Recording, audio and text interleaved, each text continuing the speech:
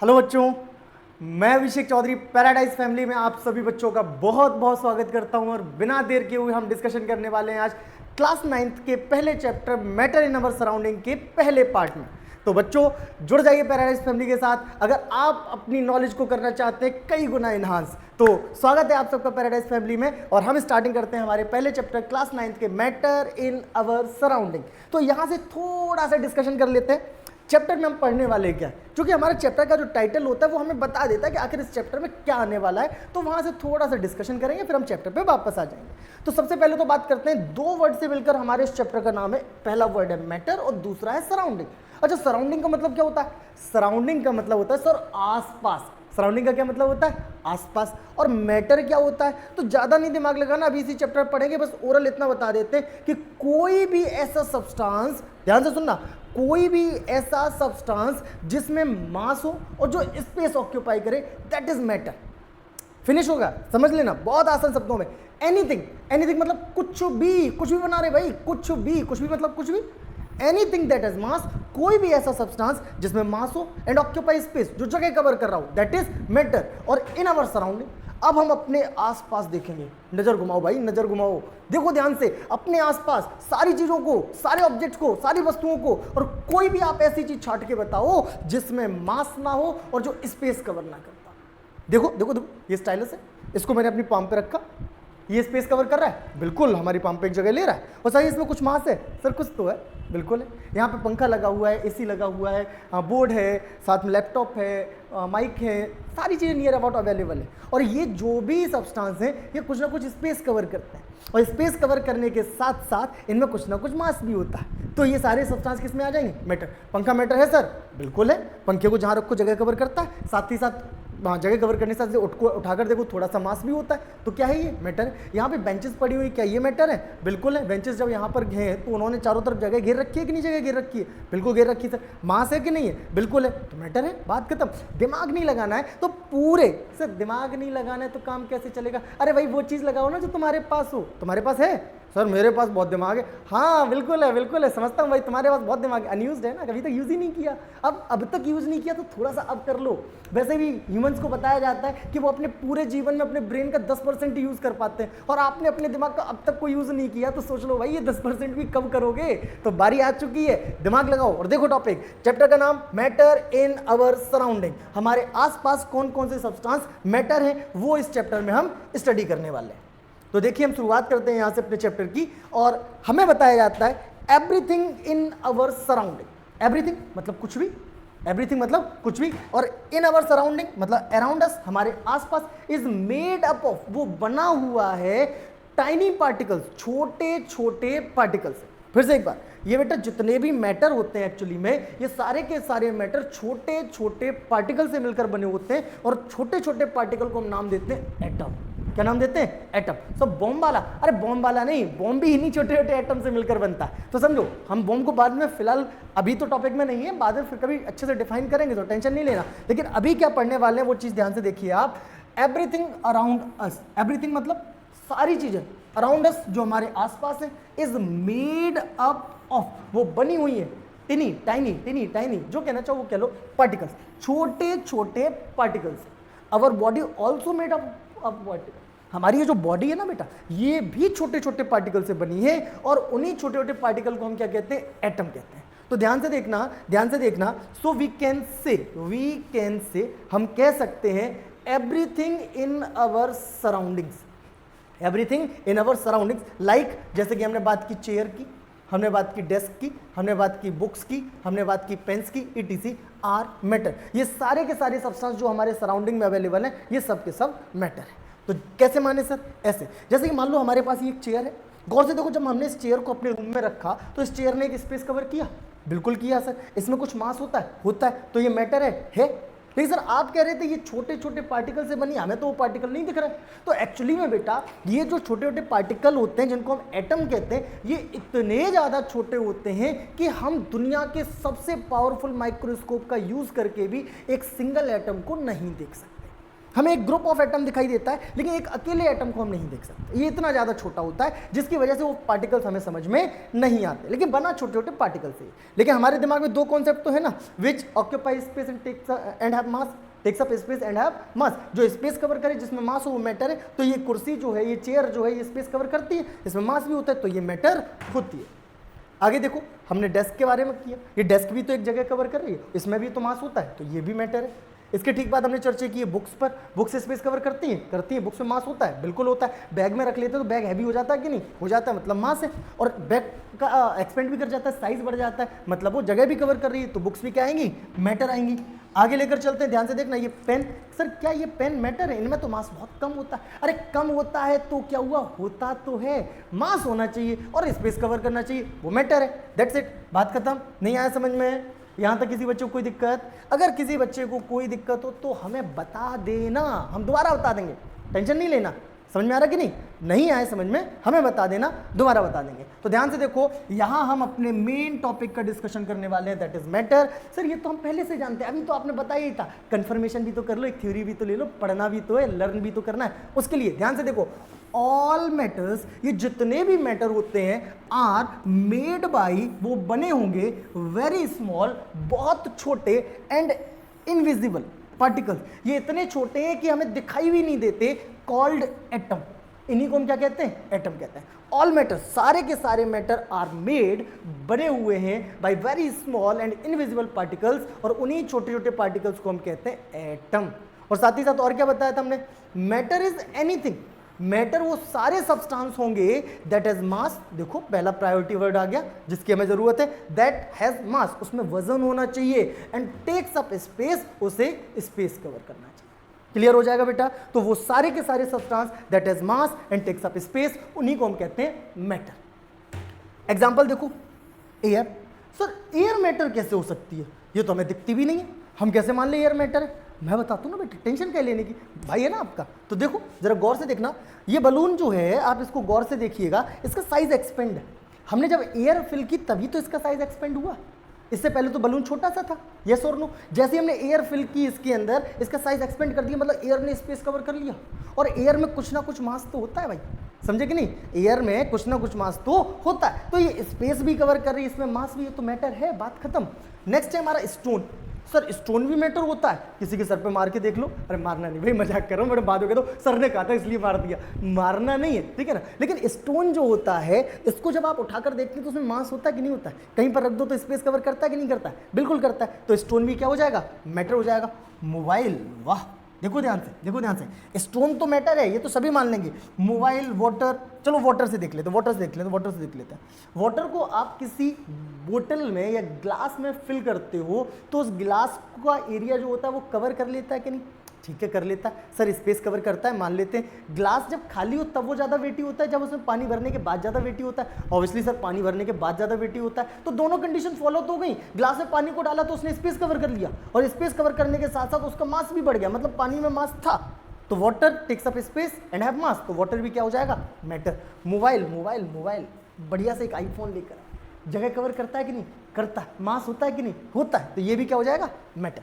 I hope कि सारे बच्चों को मैटर का जो टॉपिक है बहुत अच्छे से क्लियर हो चुका है। बस इतना दिमाग में रखना है कि कोई भी ऐसा ऑब्जेक्ट जिसमें मास हो और जो स्पेस ऑक्यूपाई करे, उसी को मैटर कहते हैं। बात करते, चलो अब हम चलते हैं हमारे नेक्स्ट टॉपिक पे। एक छोटा सा इंपॉर्टेंट नोट दिया है और उसके थ्रू हमसे डिस्कशन होगा। सर डिस्कशन भी करेंगे? बिल्कुल करेंगे भाई। अब दिमाग में एक थॉट ये आना चाहिए, सर क्या हमारे आसपास सब कुछ मैटर है? क्या कुछ भी ऐसा नहीं है जो मैटर ना हो? होना तो चाहिए यार, दिमाग लगाओ, देखो अपने आसपास। सर हमें तो ऐसा कुछ दिखता भी नहीं है, हम तो चारों तरफ देख रहे हैं, जिसको देख रहे हैं सबको स्पेस कवर कर रहा है, सब में मास है, और जब सब में मास है, सब स्पेस कवर कर रहे हैं, तो ये तो सारे मैटर हो गए। लेकिन नियर अबाउट बेटा कुछ तो ऐसा है जो स्पेस भी कवर नहीं कर रहा है और जिसमें मास भी नहीं। सर हम कैसे माने, हम कैसे माने? देखिए देखिए देखिए देखिए देखिए, कुछ है नहीं दिख रहा सर, मैं दिखाऊं? दिमाग लगा ना। आपके चारों तरफ लाइट एनर्जी है, क्या वो लाइट एनर्जी स्पेस कवर कर रही? जैसे कि यहाँ पर देखिए, यहाँ पर लाइट एनर्जी है, क्या मुझे यहाँ पर स्टैंड करने के लिए इस लाइट को हटाना पड़ रहा है? मैं कहूँ बहन जी जरा साइड होंगे, मुझे यहाँ पर खड़ा होना है। क्या लाइट ने स्पेस कवर किया था? नहीं। क्या लाइट ने हमारे ऊपर लाइट पड़ रही, क्या उसने उसमें वेट है, हमें कुछ वेटी फील हो रहा है? नहीं। जब वो स्पेस कवर नहीं कर रही है, जब उसमें मास नहीं है, तो फिर वो मैटर नहीं। सर क्या लाइट एनर्जी के अतिरिक्त भी कुछ ऐसा है जो मैटर ना हो? बिल्कुल, साउंड एनर्जी। गौर करो, ये जो साउंड है रेगुलर हम सुबह से शाम तक घर से बाहर निकलते हैं या घर में रहते हैं तो बहुत सारे साउंड सुनते हैं। अगर ये साउंड स्पेस कवर करता होता, दिमाग लगाना, अगर ये साउंड स्पेस कवर करता तो हमारे कानों के थ्रू साउंड एंटर करता और धीमे धीमे कान हमारे एक्सपेंड करने लगते लाइक अ बलून, क्योंकि बलून में एयर फिल करने पर उसका साइज एक्सपेंड हुआ था। ऐसे ही साउंड जब कानों में जाता तो साइज एक्सपेंड हो जाता। जब निकले थे घर से बड़े अच्छे इंसान की तरह दिख रहे थे, बाहर जाकर पहुंचे तो हाथी जैसे कान हो गए, लंबे लंबे लटक रहे हैं जमीन तक। कैसा होता है? नहीं सर, साइज नहीं बढ़ा, मास भी नहीं होता साउंड में, नहीं होता। ऐसा अगर होता तो सुबह जब हम घर से निकले तो 40 kg के थे, दिन भर कानों में साउंड गया, साउंड का वेट हमारी बॉडी में एब्जॉर्ब हो गया, अब हम घर पे वापस आए तो 40 से 60 हो गए। कैसा होता है? नहीं, ना तो साउंड में स्पेस कवर करता है और ना ही साउंड में मास होता है, इसीलिए साउंड भी मैटर नहीं है। Like this light energy, heat energy, sound energy, ये जो एनर्जी है, ऑल टाइप्स ऑफ एनर्जी, ये मैटर नहीं है। याद रखिएगा, मैंने क्या बताया आपको? All the forms of energy, या सिंपल में कहो all the forms of energy, at की जगह पर ऑफ हो जाएगा, इज नॉट मैटर। ये एनर्जी के जितने फॉर्म्स होते हैं वो मैटर नहीं है। लाइक हीट एनर्जी, ध्यान से देखो, ये जो हीट एनर्जी है ये मैटर नहीं होती है। Heat energy, sound energy, light energy, ये सारी की सारी एनर्जी जो है वो मैटर नहीं। हम हीट को रिप्रेजेंट नहीं कर सकते थे, दिखाई तो देता नहीं है, तो हमने रिप्रेजेंट किया यहाँ पर फायर को। फायर से जो भी हीट जनरेट होगी तो वो हीट एनर्जी की फॉर्म में ही तो होगी। क्या वो स्पेस कवर कर रही है? नहीं। क्या उसमें मास होता है? नहीं। तो वो मैटर है? नहीं। यहाँ से साउंड बाहर निकलेगा, क्या ये साउंड स्पेस कवर करता है? नहीं। क्या इसमें मास होता है? नहीं। तो क्या साउंड मैटर है? नहीं। लाइट एनर्जी, सर ये कमरा बड़ा खूबसूरत है, लाइट तो दिख ही नहीं रही। सर लाइट नहीं दिख रही है, बिल्कुल नहीं दिख रही है, लेकिन याद रखना बेटा, लाइट एनर्जी की वो फॉर्म है जिसको हम देख नहीं सकते, but we can see everything, we can see everything with the help of light. हमें जो कुछ दिखाई देता है वो लाइट की हेल्प से दिखता है। तो इस कमरे में हम जो कुछ देख पा रहे हैं with the help of light ही देख रहे हैं, लेकिन हमें लाइट दिखाई नहीं देती है। समझ में आ गया बेटा? यहां तक कोई दिक्कत होनी तो नहीं चाहिए। चलिए, तो हमने ये दोनों टॉपिक क्लियर कर लिए। हमने बहुत अच्छे से समझा कि कौन कौन से ऐसे सब्सटेंस है जो मैटर है और कौन कौन से ऐसे सब्सटेंस है जो मैटर नहीं है। अब यहाँ तक किसी बच्चे को कोई डाउट नहीं होना चाहिए, और अगर किसी बच्चे को कोई डाउट है तो आप हमें बता दीजिएगा, हम आपको दोबारा से टॉपिक रिकैप कर देंगे। फिर इसके बाद हम चर्चा करेंगे बेटा स्टेट्स ऑफ मैटर। अब स्टेट ऑफ मैटर से क्या मतलब है सर? हमें स्टेट ऑफ मैटर से मतलब है कि ये जो नियर अबाउट जो भी मैटर है वो कितनी स्टेट्स में अवेलेबल है। आप देखना, आपके आसपास कोई भी मैटर हो, वो मैक्सिमम 3 स्टेट्स में आपको देखने को मिलेगा। या तो वो सॉलिड स्टेट में मिलेगा, या फिर वो लिक्विड स्टेट में मिलेगा, या फिर वो गैसियस स्टेट में मिलेगा। जैसे ये पंखा आपने देखा, ये सॉलिड स्टेट में था। ये स्टाइल्स देखा, ये सॉलिड स्टेट में था। एसी देखा, सॉलिड स्टेट में था। बोर्ड देखा, सॉलिड स्टेट में था। कैमरा देखा, सॉलिड स्टेट में था। पानी रखा हुआ था, वो लिक्विड स्टेट। आसपास गैसेज है, गैसियस स्टेट, एयर जो है ये गैसियस स्टेट में ही तो आएगा। तो कोई भी मैटर आप देख लेना, वो इन्हीं 3 स्टेट में देखने को मिलेगा। या तो वो सॉलिड स्टेट में देखने को मिलेगा, या फिर वो लिक्विड स्टेट में देखने को मिलेगा, या फिर वो गैसियस स्टेट में देखने को मिलेगा।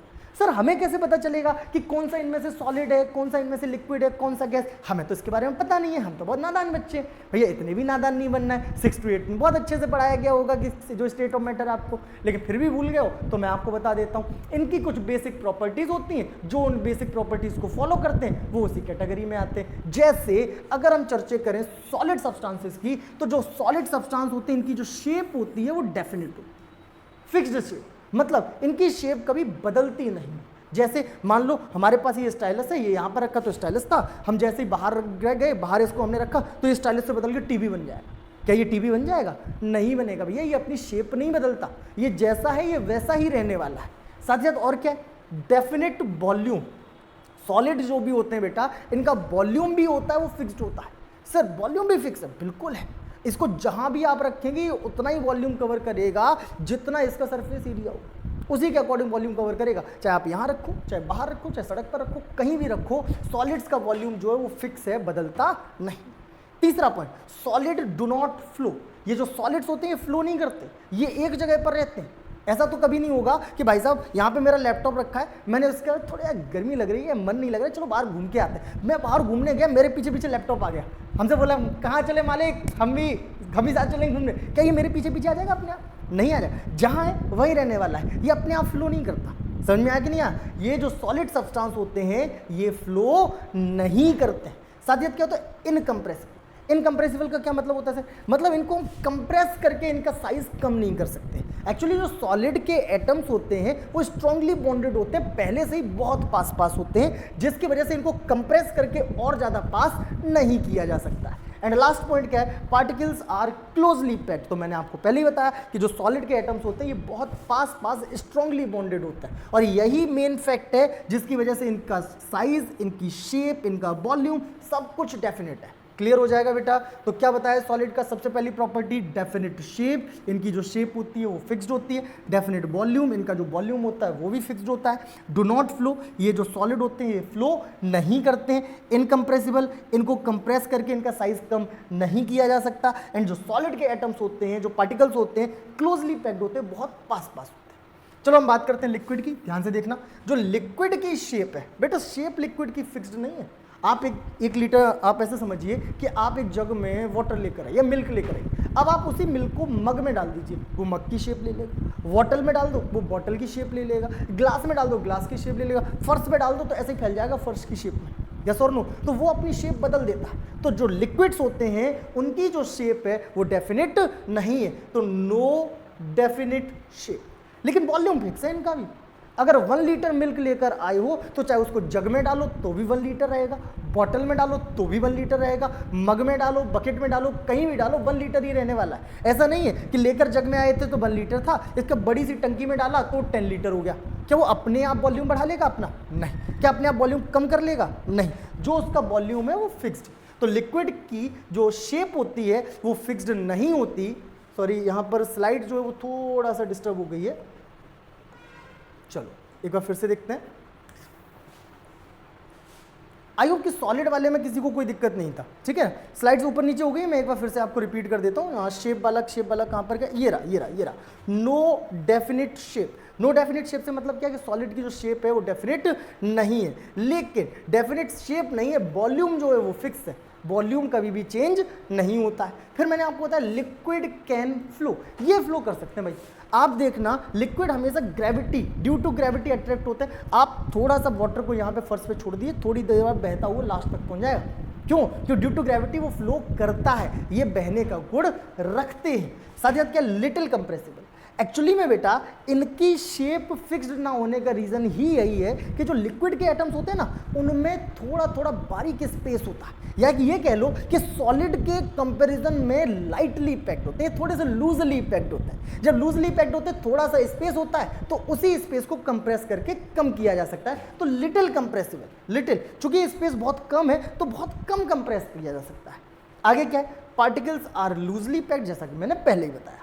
अब हम बात करते हैं गैसेस पर, तो बिना टाइम वेस्ट किए जल्दी से बताते हैं। गैसेस कैन फ्लो, बहुत अच्छे से पता है। यहाँ एक अगरबत्ती लगाओ पूरे घर में स्मेल हो जाएगी, तो उसकी जो स्मेल है वो गैसियस फॉर्म में और वो चारों तरफ फ्लो कर सकती है। No definite volume, no definite shape. Gas का ना तो वॉल्यूम फिक्स होता है ना ही शेप फिक्स होती है। लेकिन गैस के जो पार्टिकल होते हैं टू लूजली पैक्ड, बहुत ज़्यादा लूजली पैक्ड होते हैं, जिसकी वजह से वेरी मच कंप्रेसिबल, इनको हम बहुत ज़्यादा कंप्रेस कर सकते हैं। ऐसे समझो आप एक छोटा सा डीओ का डब्बा लेकर आओ 100 ml का, लेकिन जब स्प्रे करते हो ना तो उसकी स्मेल आसपास 2-4 घरों में फैल जाएगी अगर पूरा स्प्रे कर दिया तो सोचो कि कितनी ज़्यादा एयर उसके अंदर फिल होगी जो 2-4 घरों तक पहुंच जाएगी।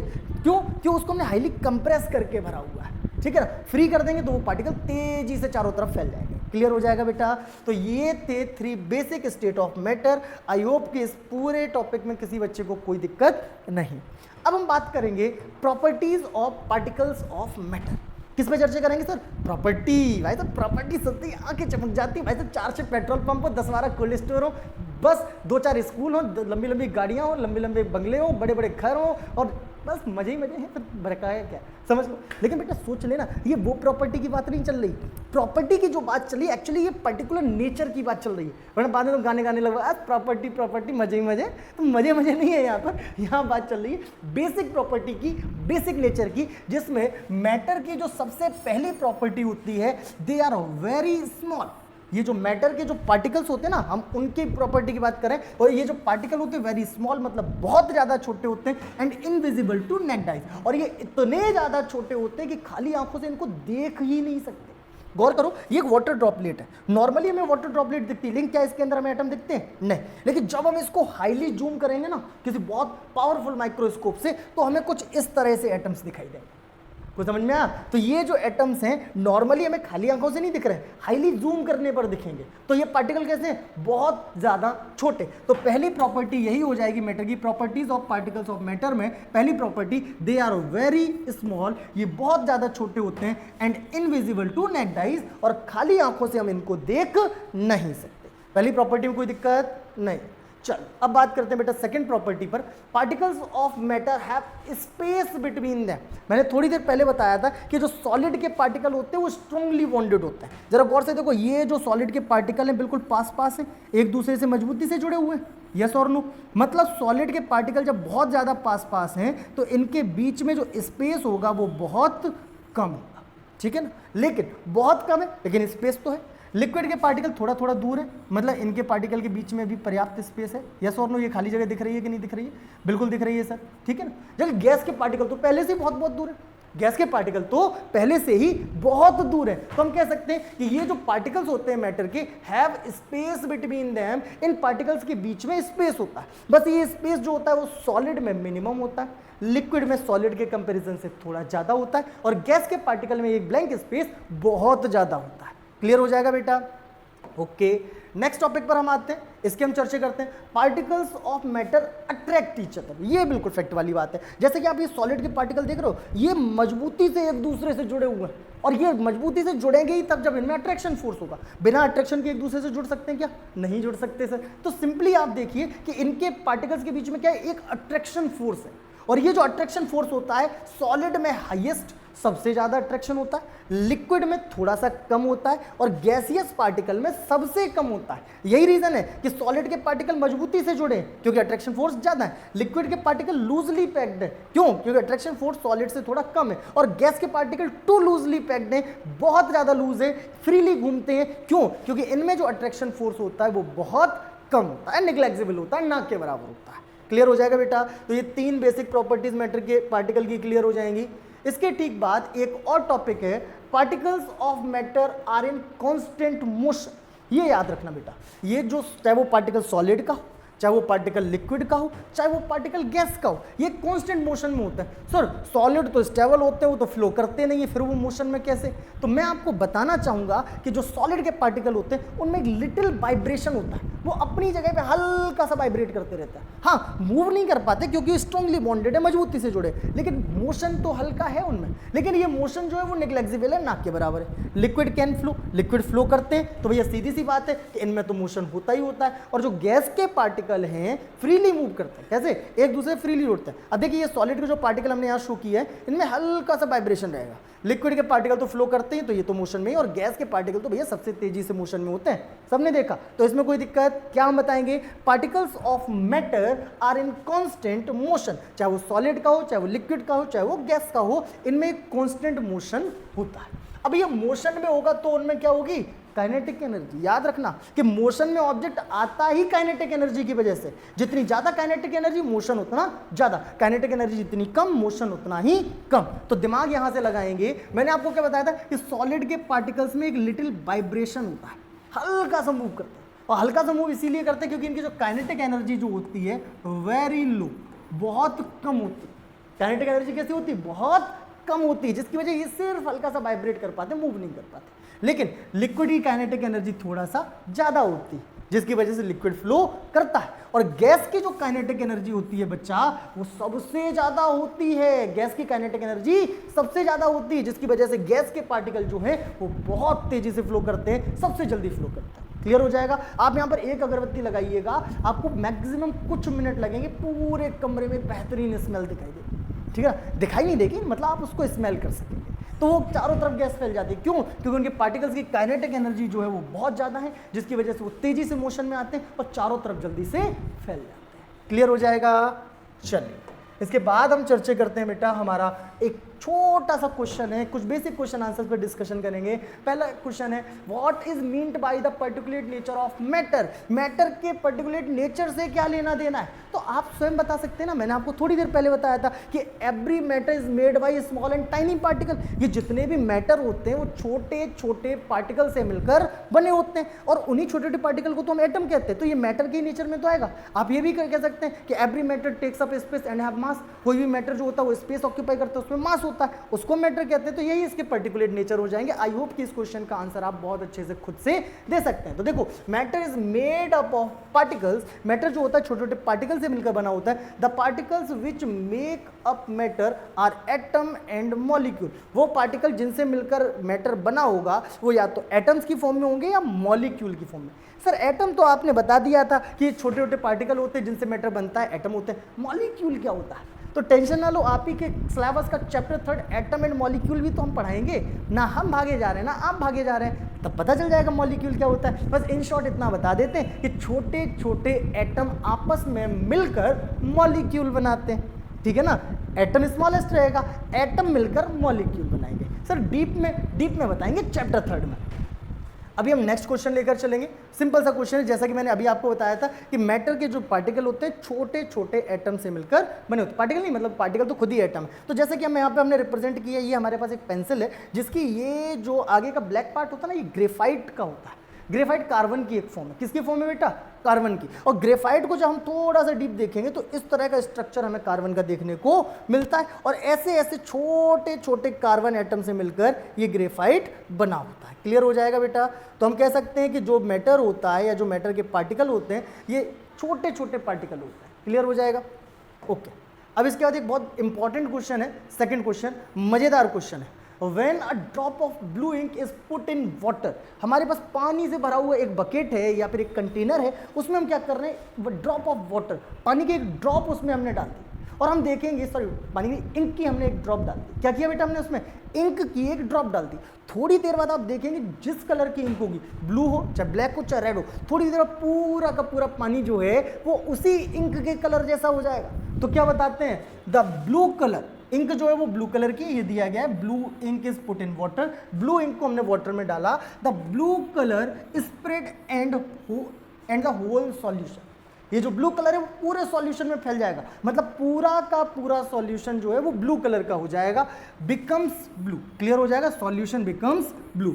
Name the phenomena. अब आपको वो फिनोमिना बताना है जिसकी वजह से ये जो इंक है उसी से उसने पूरा का पूरा वाटर अपने जैसा कर दिया। तो एक्चुअली में क्या होगा, ये जो इंक की एक ड्रॉप है इसमें भी बहुत सारे छोटे छोटे एटम्स होंगे, लिक्विड स्टेट में है। और सिंपली आपको पता है इंक में वेट होता है, स्पेस कवर करती है तो मास है, स्पेस कवर कर रही तो मैटर है। इंक भी क्या है? एक मैटर है। किससे बनी होगी? छोटे छोटे पार्टिकल से। और होता क्या बेटा, जैसे ही इस इंक को हम कंटेनर में डालेंगे तो इसके जो ये जो छोटे छोटे एटम है ना, ये स्प्रेड आउट, ये फैल जाएंगे और डिफ्यूज कर जाएंगे पूरे वाटर में, मतलब कंप्लीट वाटर में मिक्स हो जाएंगे, जिसकी वजह से पूरा का पूरा सॉल्यूशन जो है वो उसी कलर का हो जाएगा। और इस फिनोमिना को हम कहते हैं डिफ्यूजन। क्या कहते हैं बेटा? डिफ्यूजन। तो ध्यान से देखना, मैं कुछ इस तरह से एक्सप्लेन करता हूं। हमने क्या किया, ये हमारे पास एक बीकर था जिसमें वाटर फिल था, हमने इसमें एक ड्रॉप ऑफ इंक डाली। अब ये जो इंक है इसके जो पार्टिकल है वो स्प्रेड आउट करेंगे, फैलेंगे और पूरे के पूरे सॉल्यूशन में धीमे धीमे फैल जाएंगे और पूरा का पूरा सॉल्यूशन जो है वो उसी इंक के कलर जैसा हो जाएगा। इस फिनोमिना को क्या नाम देंगे? इस फिनोमिना को कहेंगे डिफ्यूजन। क्लियर हो जाएगा बेटा? Okay, very good. I hope कि यहां तक किसी बच्चे को कोई दिक्कत नहीं। अब एक और क्वेश्चन है, a spoon full of sugar. एक स्पून जो है वो किससे भरी हुई है? शुगर से। When added to a glass of milk. अब हमारे पास एक ग्लास मिल्क था, उसमें 1 स्पून शुगर डाल दिया। आए हाय मजे आ, सुबह शाम बस ऐसे ही मिल्क मिलता रहे गर्मा गर्म, तबीयत खुश हो जाए। आप भी पीते रहिएगा, बहुत अच्छा होता है सेहत के लिए। कंप्लीट डाइजेशन माना जाता है मिल्क को। खाने के बाद मिल्क मस्ट है आपके लिए। खाने में जो भी न्यूट्रिएंट्स हमारे रह जाएंगे मिल्क उनकी पूर्ति करता है। सर खाने के बाद, अरे खाने के बाद से मतलब खाना खा लो, उसके 15-20 मिनट आधा 1 घंटे बाद मिल्क एक गिलास जरूर लेना चाहिए। तो देखो हमने क्या बताया कि हमारे पास क्या है, 1 ग्लास ऑफ मिल्क और हमने क्या किया, a spoon of sugar. Sugar मतलब चीनी की 1 स्पून हमने उसके अंदर डाल दी। When added to a glass and start disappears after some time. तो क्या होगा, ये जो शुगर है बेटा आपको पता है, जैसे हम मिल्क में डालेंगे थोड़ी देर बाद ये कंप्लीट शुगर जो है वो उस मिल्क में डिसॉल्व हो जाएगी, गायब हो जाएगी। हो जाती है कि नहीं? क्या होता है आगे? States the characteristics of matter which explain this observation. अब आपको ये बताना है सर शुगर के पार्टिकल तो बड़े बड़े थे, ये मिल्क में जाकर गायब कहाँ हो गए? सर ये तो जादू हो गया। अरे भाई जादू वादू कुछ नहीं है, मैं आपको बताता हूँ। एक्चुअली में क्या, मिल्क में जब ये शुगर के पार्टिकल जाएंगे तो सबसे पहले तो ये पार्टिकल ब्रेक डाउन, छोटे होने लगे। जब ये छोटे हो जाएंगे सर तो उससे क्या हो जाएगा, रहेंगे तो मिल्क में ही बिल्कुल रहेंगे, तो गायब क्यों हो गए, दिख क्यों नहीं रहे? तो वो इसलिए नहीं दिखेंगे क्योंकि ये काफ़ी ज़्यादा छोटे हो जाएंगे। और मैंने आपको बताया था कि लिक्विड के पार्टिकल्स के बीच में स्पेस होता है, और ये जो शुगर डिसॉल्व होगी ना, ये उन्हीं पार्टिकल्स के बीच में जो खाली स्पेस है उसमें फिल हो जाएगी। लाइक दिस, ध्यान से देखो, मैं दिखाता हूँ कुछ क्या होगा। जैसे कि हमारे पास ये क्यूब ऑफ शुगर, इसमें ये छोटे छोटे एटम्स आपको अलग से दिख रहे हैं बहुत क्लियरली। जैसे ही इसको हमने वाटर में डाला या मिल्क में डाला, जिसमें भी हम डाल रहे हैं, तो ये जो छोटे छोटे पार्टिकल्स थे ये स्प्रेड आउट फैल जाएंगे चारों तरफ। और कहाँ जाएंगे? ये जाएंगे उस कंटेनर के पार्टिकल्स के बीच में जो ब्लैंक स्पेस है, उस ब्लैंक स्पेस में, ठीक है ना। और उसके बाद हमें ये पार्टिकल दिखाई नहीं देंगे। आगे देखो ध्यान से, अगले क्वेश्चन पर चर्चा करते हैं। Fundamental characters of matter. Fundamental का मतलब ही होता है बेटा बेसिक। फंडामेंटल का क्या मतलब होता है? बेसिक। बेसिक मतलब जहां से उसके कैरेक्टर्स की शुरुआत हुई, या ये कह लो कि basic properties of matter. Sir सबसे पहली बेसिक प्रॉपर्टी तो आप बता चुके हैं, बिल्कुल बताइए। हमने आपको सबसे पहली बेसिक प्रॉपर्टी बताई थी, मैटर हैज मास। कोई भी मैटर होगा उसमें मास होगा, और सर मास कितना होगा वो डिपेंड करेगा amount of matter present in a body. उस बॉडी ने कितना मैटर कंटेन किया है। अगर बॉडी छोटी सी लाइक ये स्टाइलस, तो इसका मास कम होगा। अगर ये बोर्ड की बात करें तो एक बड़ी बॉडी है जिसने ज़्यादा मैटर कंटेन किया, तो इसका मास ज़्यादा। हमारे सामने एक कार खड़ी हो, उसका मास इससे भी ज़्यादा हो जाएगा। ट्रक खड़ा होगा तो मास और ज़्यादा, क्योंकि ये बड़ी बॉडी है, ज़्यादा मैटर कंटेन करेगी। क्लियर हो जाएगा कि जितनी छोटी बॉडी मास उतना कम, जितनी बड़ी बॉडी मास उतना ज़्यादा। लेकिन बेसिक कैरेक्टर, मैटर है तो चाहे कम हो चाहे ज़्यादा हो, मास तो होगा ही होगा। चलिए, जैसे हमने क्लियर किया, जैसे कि ये बुक है, ये भी एक मैटर है, इसमें मास होता है। बुक के बाद अगर हम कंपेयर करें इसको साइकिल से, तो साइकिल एक बड़ी बॉडी है, तो साइकिल का मास बुक के कंपैरिजन में ज़्यादा होगा। अब हम बात करते हैं कार की, तो कार का मास जो है वो साइकिल के कंपैरिजन में ज़्यादा है। क्यों? क्योंकि और बड़ी बॉडी, और सबसे ज़्यादा मास हमने रिप्रेजेंट किया है यहाँ पर किसमें? बस में, ठीक है ना। लेकिन ओवरऑल ये चारों ही सब्सटेंस जो हैं वो मैटर की कैटेगरी में आते हैं। क्लियर हो जाएगा बेटा? यहाँ तक किसी को कोई दिक्कत?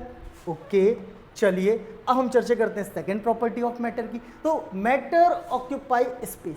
मैटर जो होता है स्पेस भी ऑक्यूपाई करता है। सर कितना स्पेस ऑक्यूपाई करेगा? तो भैया एक चीज याद रखना कि जितना उस मैटर का वॉल्यूम होगा, उस बॉडी का वॉल्यूम होगा, वो उतना ही स्पेस ऑक्यूपाई करेगा। अब ये मार्कर आपको कहीं रखना है तो इसकी बॉडी छोटी सी, चाहे यहाँ रख दो, कम स्पेस ऑक्यूपाई करेगा। अब एक बड़ी सी कार पार्क करनी है तो क्या उसको अपनी पाम पे पार्क करोगे या छोटे से एक कमरे में पार्क कर दोगे? भैया कार के लिए हमें गैरेज की जरूरत होती है, ठीक है, एक पर्टिकुलर जगह की। और अगर आपको ट्रेन पार्क करनी है तो क्या ट्रेन को अपने घर में पार्क करोगे? नहीं करोगे ना। ट्रेन के लिए बहुत बड़ी जगह चाहिए। तो जितनी बड़ी बॉडी, जितना ज़्यादा वॉल्यूम, उतना ज़्यादा स्पेस कवर करेगी, और जितनी छोटी बॉडी होगी, जितना कम वॉल्यूम होगा, उतनी ही कम स्पेस कवर करेगी। क्लियर हो जाएगा बेटा?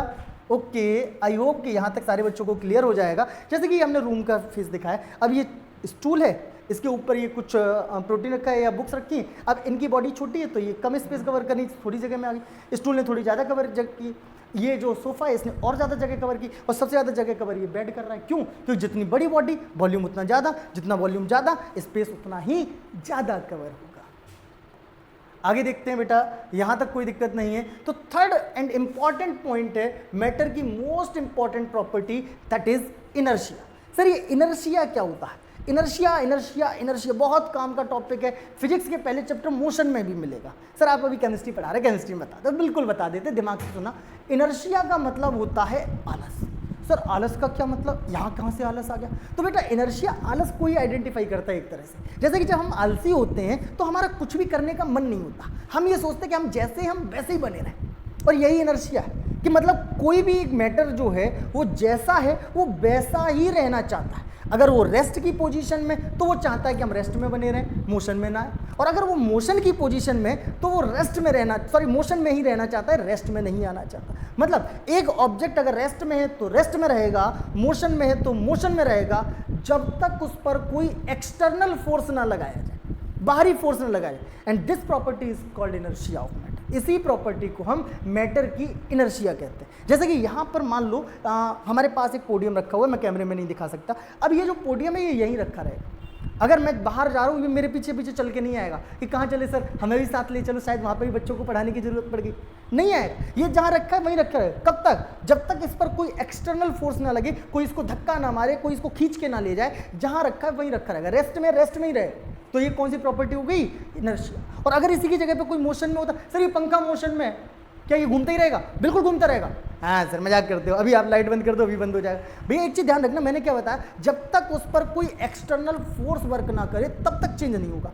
हमने जैसे ही स्विच ऑफ किया, एक्चुअली में इसके जो विंग्स घूम रहे हैं उन पर एयर का फ्रिक्शन लगेगा और वो फ्रिक्शन फोर्स जो है वो इन पंखों को रोकने की कोशिश करेगा, जिसकी वजह से ये रुक जाएगा। अगर यहाँ पर एयर ना होती, वैक्यूम होता, तो जैसा घूम रहा है ना ये ऐसे ही घूमता रहता, कभी नहीं रुकता। तो इसी प्रॉपर्टी को कहते हैं इनर्शिया। तो inertia is a tendency of matter, matter का वो nature to be in a state of rest, कि अगर कोई ऑब्जेक्ट रेस्ट में है तो रेस्ट में रहेगा, और इन मोशन, कि मोशन में है तो मोशन में रहेगा। और सबसे अच्छा एग्जांपल इसका होता है पेंडुलम।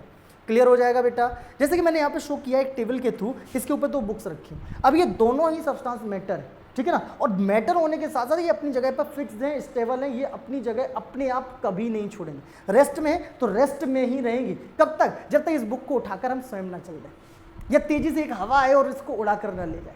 सर हवा आएगी उड़ा कर ले, तो हवा भी तो एक एक्सटर्नल फोर्स हो गया ना। मैंने क्या कहा, जब तक कोई एक्सटर्नल फोर्स नहीं लगेगा तब तक चेंज नहीं आएगा, और इसी प्रॉपर्टी को कहते हैं इनर्शिया। एक और दिख गया, जैसे कि ये हमारा सन है, ये हमारी अर्थ है, ये हमारा मून, ये एक फिक्स मोशन में घूम रहे हैं और ये ऐसे ही घूमते रहेंगे, ठीक है ना, जब तक इन पर कोई अतिरिक्त बहुत ज़्यादा फोर्स लगाकर इनके मोशन को चेंज ना किया जाए, ये ऐसे ही घूमने वाले हैं, ये कभी नहीं रुकने वाले, ठीक है ना। इसको भी हम किस कैटेगरी में रखेंगे? इनर्शिया। आई होप कि यहाँ तक ये टॉपिक आपको बहुत अच्छे से क्लियर हो चुका है। और एक और टॉपिक है इसी के बाद, मैटर की एक और प्रॉपर्टी है, matter is affected by gravity. Matter जो होता है इस पर ग्रेविटी का फर्क पड़ता है, बिल्कुल पड़ता है। क्यों? आपने पढ़ा है बेटा, ग्रेविटेशन फोर्स जो होता है वो हर एक ऑब्जेक्ट को अपनी ओर खींचने की कोशिश करता है।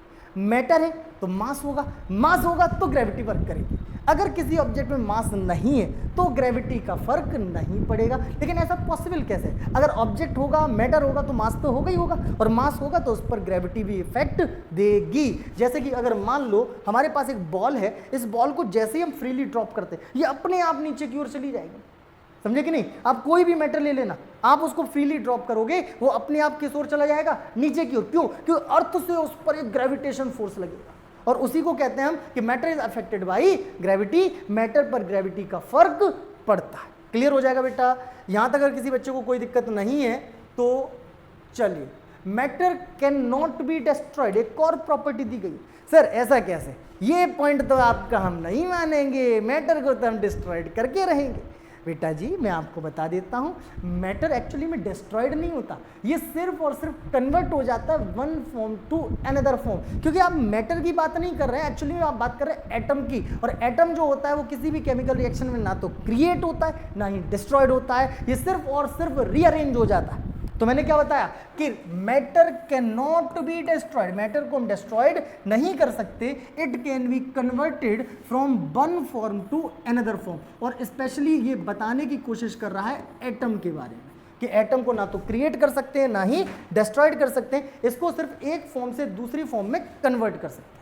जिस फॉर्म में भी हो, एक फॉर्म से दूसरी फॉर्म में कन्वर्ट कर सकते हैं। जैसे हमारे पास कोई सॉलिड है, उसको हम लिक्विड में बदल सकते हैं, हम गैस में बदल सकते हैं, गैस को वापस लिक्विड में बदल सकते हैं, सॉलिड में बदल सकते हैं, कन्वर्ट कर सकते हैं। तो आप ध्यान रखिएगा कि यहाँ पर पर्टिकुलर जो है वो चेंज आएगा, लेकिन एटम पर कोई फर्क नहीं पड़ना, एटम जैसा है वैसा ही रहने वाला है। तो हम कह सकते हैं कि matter can not be destroyed. चलो तो बेटा आज के इस लेक्चर में यहीं तक रखते हैं, इसके बाद हम डिस्कशन करेंगे नए टॉपिक पर नए लेक्चर में। तब तक वेट कीजिएगा, इंतजार करिएगा अपने भाई का।